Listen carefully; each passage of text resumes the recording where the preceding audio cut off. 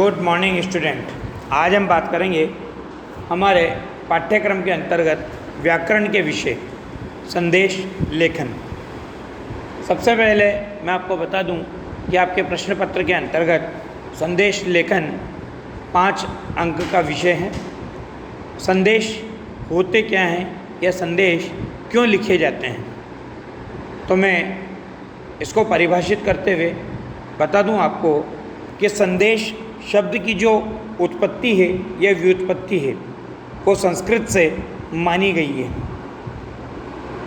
जिसका अर्थ है खबर या समाचार प्राप्त करना अथवा भेजना। क्योंकि जब भी कोई खबर या समाचार प्राप्त करता है तो वो किसी न किसी व्यक्ति के द्वारा लिखा जाता है और लिखने के पश्चात भेजा जाता है, तभी तो उस व्यक्ति को प्राप्त होगा। जब कोई व्यक्ति किसी कारणवश किसी दूसरे व्यक्ति से सीधे बात नहीं कर सकता, मिल नहीं सकता, तब वह कोई भी जानकारी या समाचार, कोई भी गुप्त विषय की जानकारी, खबर, संदेश के द्वारा दूसरे व्यक्ति तक पहुंचाता है। संदेश किसी व्यक्ति विशेष या समूह किसी को भी दिए जा सकते हैं। ये संदेश लिखित या मौखिक दोनों ही हो सकते हैं। संदेश सुखद और दुखद दोनों तरह के होते हैं। कोई भी संदेश व्यक्तिगत या सामूहिक हो सकता है। जो संदेश होते हैं वो भूतकाल, वर्तमान काल व भविष्य काल में लिखे जा सकते हैं।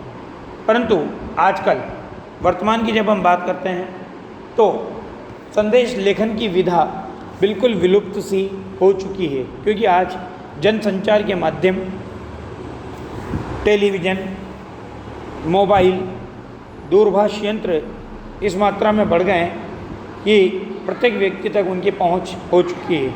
और आज व्यक्ति पत्र लिखने की, संदेश लिखने की पद्धति को पूरी तरह से भूल गया है। आजकल सीधा संचार यंत्र के माध्यम से, दूरभाष यंत्र के माध्यम से व्यक्ति बात करता है और उसकी मैसेज, उसका संदेश वहाँ तक पहुँच जाता है। अब मैं बात करूँगा आपसे संदेश लेखन के कारण कि संदेश लिखे क्यों जाते हैं। संदेश लिखने के कई कारण हो सकते हैं। संदेश औपचारिक भी हो सकते हैं और अनौपचारिक भी हो सकते हैं। पहले मैं आपको समझा दूं औपचारिक क्या होता है और अनौपचारिक क्या होता है। औपचारिक संदेश जो होते हैं वो ऐसे व्यक्तियों को लिखे जाते हैं जिनसे हमारा रिश्ता औपचारिकता का होता है, फॉर्मेलिटी का होता है। जैसे ऑफिस के कर्मचारी, अधिकारी, अधीनस्थ कर्मचारी, कोई विभाग, कोई संस्था, इन लोगों से हमारे घनिष्ठ रिश्ते नहीं होते, तो इन लोगों को जो संदेश लिखे जाते हैं वो क्या कहलाते हैं? औपचारिक संदेश कहलाते हैं। जबकि अनौपचारिक संदेश जो होते हैं वो ऐसे व्यक्तियों को लिखे जाते हैं जिनसे हमारे बहुत क्लोज रिलेशन होते हैं या बहुत घनिष्ठ संबंध होते हैं। जैसे नाना, मामा, चाचा, ताऊ, बहन, भाई, कोई भी जो पारिवारिक रिश्ते होते हैं उनको लिखे जाने वाले जो संदेश होते हैं वो अनौपचारिक संदेश होते हैं। अनौपचारिक संदेश या व्यक्तिगत संदेश किसी अपने करीबियों को, रिश्तेदार को कोई संदेश अथवा सूचना देने के लिए लिखे जाते हैं। अनौपचारिक संदेश अपने परिजनों, मित्रगणों, रिश्तेदारों या घर के सदस्यों को लिखे जाते हैं, क्योंकि इनमें परिवार से संबंधित विषय का वर्णन होता है या व्यक्तिगत समस्याओं का वर्णन किया जाता है। औपचारिक संदेश किसी अधिकारी या किसी ऑफिस के किसी कर्मचारी या आम जनमानस के लिए सार्वजनिक रूप से लिखे जा सकते हैं। अगर संदेश किसी नेता या अभिनेता द्वारा दिया जाता है तो ये संदेश आम लोगों को प्रभावित करने के उद्देश्य से लिखा जाता है। आजकल संदेश भेजने के सबसे बेहतरीन माध्यम क्या बन चुके हैं? WhatsApp, SMS, email, Facebook, Twitter, Telegram आदि ऐसे अनेक सोशल मीडिया प्लेटफॉर्म हैं जिनके जरिए क्या किया जा सकता है, संदेश को भेजा जा सकता है। अब बात करते हैं संदेश कितने प्रकार से लिखे जा सकते हैं। तो हमारे यहाँ पर देखिए संदेश निम्न प्रकार के होते हैं। पहला होता है शुभकामना संदेश। शुभकामना संदेश मुख्य रूप से किसी व्यक्ति के जन्मदिन, वर्षगांठ, विद्यार्थियों को उनकी परीक्षा में सफलता, कर्मचारियों को पदोन्नति प्राप्त होने पर या किसी भी व्यक्ति को कोई भी उपलब्धि प्राप्त होने पर, विवाह आदि विषयों पर भेजे जाने वाले जो संदेश होते हैं वो शुभकामना संदेश कहलाते हैं। दूसरा है पर्व व त्योहारों पर भेजे जाने वाले संदेश।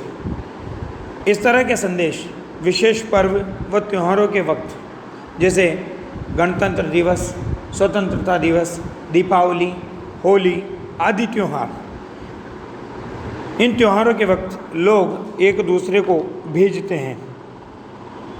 जैसे दीपावली, होली, क्रिसमस, स्वतंत्रता दिवस व विशेष अवसरों पर दिए जाने वाले संदेश, ये सब संदेश हमारे यहाँ शुभकामना संदेशों में सम्मिलित किए जाते हैं।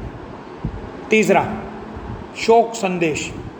इस तरह के संदेश किसी प्रियजन, किसी हितैषी, किसी पारिवारिक जन या व्यक्ति की पुण्यतिथि या मृत्यु पर लोगों को भेजे जाते हैं।